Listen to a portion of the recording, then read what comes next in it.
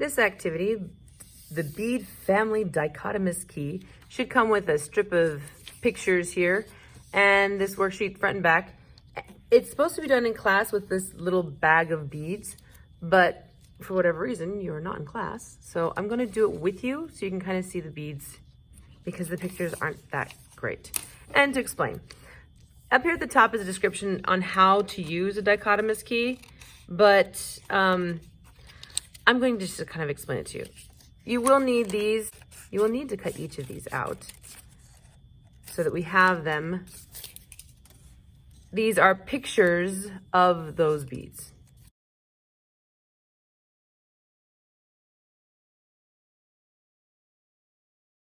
This key works. Actually, what a dichotomous key is. A dichotomous key is to help you identify and to classify things and to find its scientific name.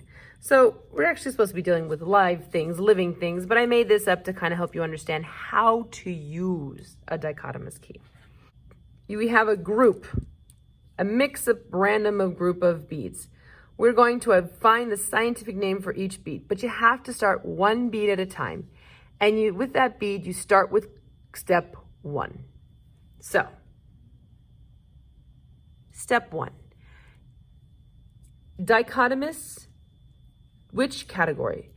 Does this bead have segments or is the bead not segmented? So segment, sections, pieces, kind of like put together. Is it divided into segments? Absolutely. All right. It has different sections to it. It is segmented. If it is segmented, you're going to go to step 2. If it was not segmented, you go to step 4. But we're going to step 2 because the bead is segmented. Step 2. The hole is through the length of the bead or the hole goes through the side between the segments. So through the length of the bead. The bead's length, does it go through the length or does it go through the side between segments? Does the hole go, so between segments, like right there? No, the hole's not there. The hole's going through the length of the bead. So we're going to go to step 3. The bead has 3 segments or the bead has 6 segments, which describes it. Well, 1, 2, 3, 4, 5, 6 segments. Definitely has 6 segments. Coleus sexy. All right? That is the scientific name. There's the genus, there's the species. Scientific name, and that little line, Coleus sexy. That is the scientific name for that bead. Now, if you go through all of your pictures, you will find that picture. Ding, ding, ding. Go ahead and go down the picture. Okay. Next bead. Pick any bead you want. I'm going to do this one. Okay? So, always start at step 1. Is the bead segmented or not segmented? Just one section to that, not segmented, so step 4. What about steps 2 and 3? You're just going to skip them. We don't need them. Go to step 4 if it's not segmented, so jump to step 4. Is the bead spherical or not spherical? Well, that's definitely not a sphere, so go to step 5. Step 5. Cubic shape or not cubic shape? Well, that definitely has 6 sides to it, definitely has cubic sort of orientation. Step 6. On to step 6. Does the bead have sharp corners or does it have rounded corners? So those corners on that right there, I would say those are definitely rounded off and not sharp. So rounded corners, we found the scientific name, Cubus rondus. The scientific name for that bead is Cubus rondus. All right, we continue this process with each one of the beads, okay? Always go back to step 1. This bead, is it segmented or not? Not segmented. Go to step 4. Spherical or not spherical? It's rounded, but I wouldn't call it spherical. Not spherical, go to step 5. Bead has a cubic shape, does not have a cubic shape. Well, that's definitely not a cube. So go to step 7. Oblong shape or disc shape? Oblong. That's what this is. That long shape to it, that's what oblong means. So we just found rondotubulus. Find that one and glue it in. Next, I'm gonna go with this one. Start back at step 1. Is the bead segmented or not segmented? Not. Go to step 4. Spherical or not spherical? Definitely has a roundness to it, but I wouldn't call that a sphere. So that is not spherical. Go to step 5. Cubic or not cubic? Definitely not cubic. Go to step 7. Oblong or disc? It's not oblong, but it definitely has like a disc type shape to it. Go to step 8. Is it flat, donut shape, or is the bead more peaked with a sharper outside edge? Now this can get really confusing. You're like, what's the difference? Find the other bead that looks a lot like it. And let's compare those two. All right? We look at those two and we're like, okay, which one is flat and donut shaped? And which one is more peaked with a sharp outside edge? All right? This one's definitely the flat donut shape. And this one is definitely the more peaked with that sharp outside edge. So this is discus planus and this is discus domos. Go ahead and glue those pictures in.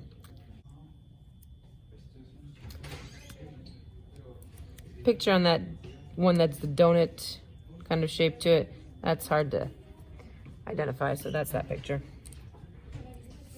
All right. Next, this bead. Is it segmented or not segmented? Well, I'd call that segmented. I'd say it has 2 segments there with a little like third thing going on there. So that one I would say is segment. So step 2. Does the hole go through the length of the bead or does it go through the side between the segments? Well, I describe that as being the side. That hole is definitely between segments. This one is epilanthronous.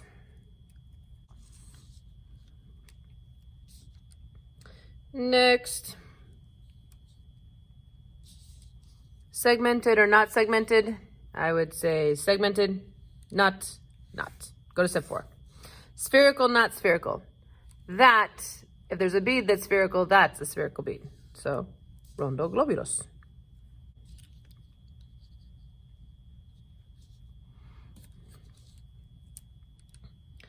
Next. Segmented or not? Absolutely. Step 2.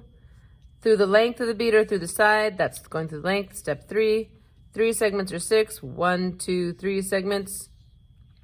Coleus terci.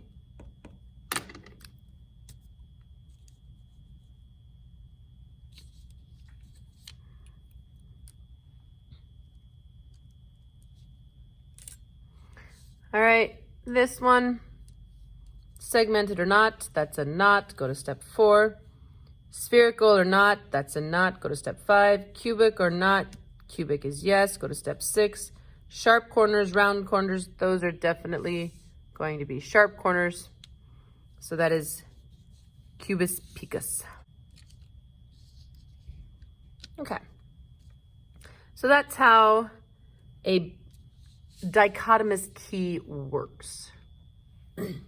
Okay, let's go to flip over now. Analysis questions. The scientific names, all scientific names are written as 2 words. The fact that it's written as 2 words, what do we call that? What's the word? What's that phrase that describes a 2-name naming system? A 2-word naming system, binomial nomenclature.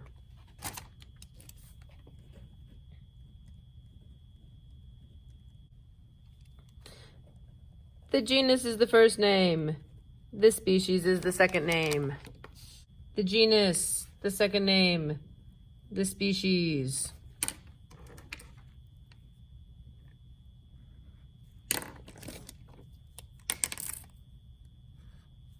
When we combine the genus and the species, we get the scientific name. Why was color not included on this dichotomous key? So, color. So look at all of our colors, okay? We have 2 cubus picus that are, one's green, one's pink. All right, the orange, those two are orange. Those are pink. That's a different shade of pink. Those two are kind of the same blue, but that one's green.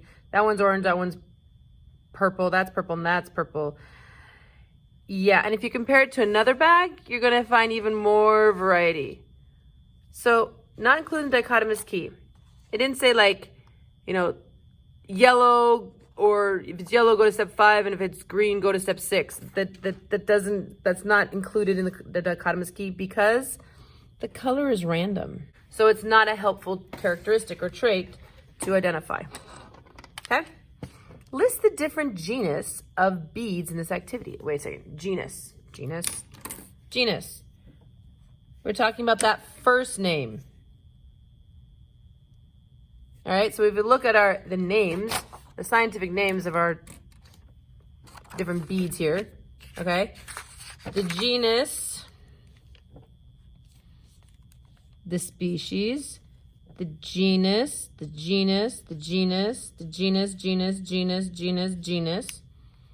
and then species. Okay, so genus, species. List them. All right, so we have a hippie, we've got 2 coleos, we've got a rondo, we've got a cubus, a rondo, a discus, and discus. How many different genus do you see there? I count 5. We only have 1 bead in that hippie, but we've got 2 that are coleos, and we've got 2 that are rondo, and we've got 2 that are cubus, and we've got 2 that are discus. Okay? Those are the different genus in the activity. Okay. Other characteristics that all these objects have in common. Okay, so this is where you really kind of have to be able to see them. The picture's just not enough. One thing, and I don't know if you can tell this from the video, can you see that they're made out of wood? All right? All of those are made of wood.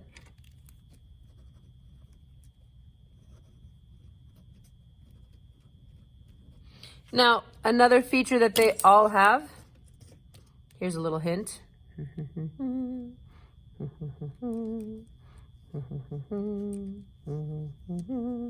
They all have a hole in them so that you can string them onto something. They all have a hole. Okay? And one other thing.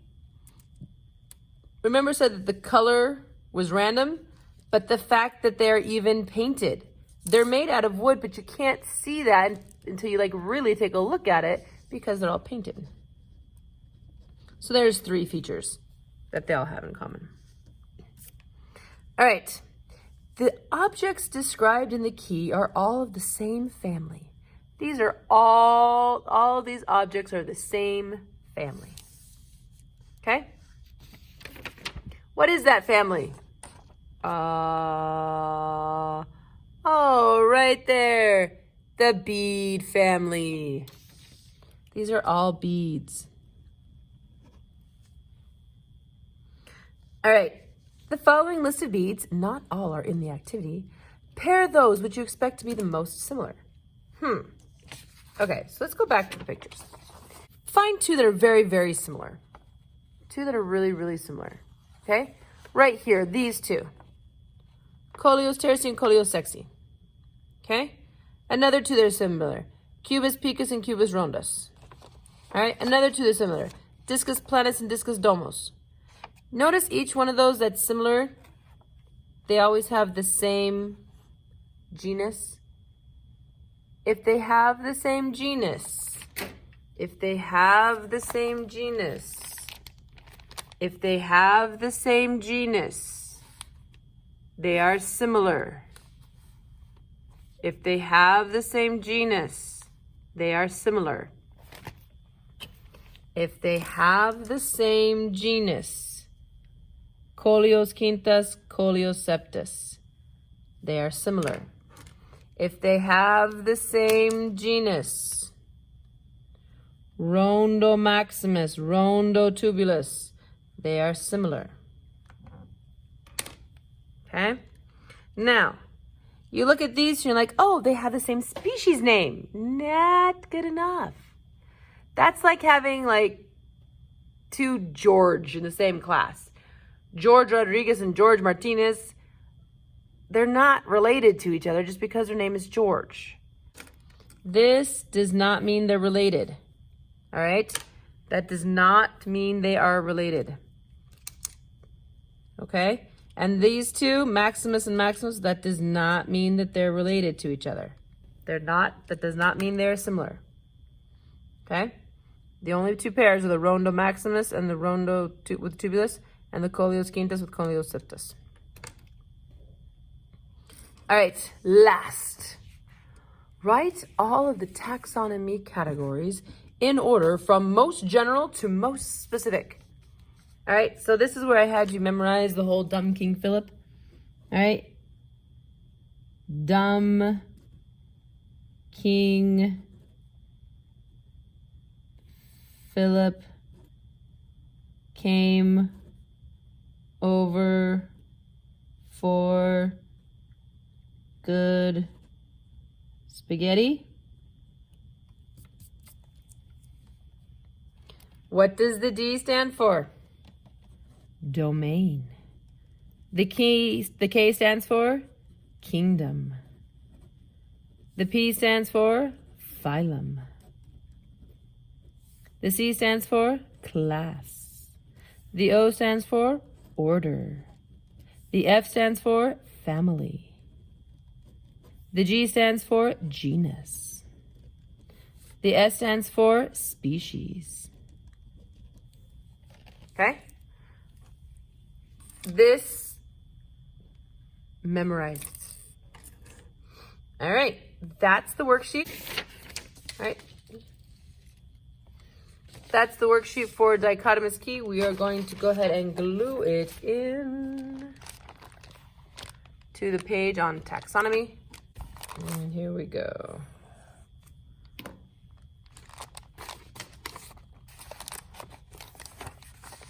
Gluing it in, gluing it in, gluing it in.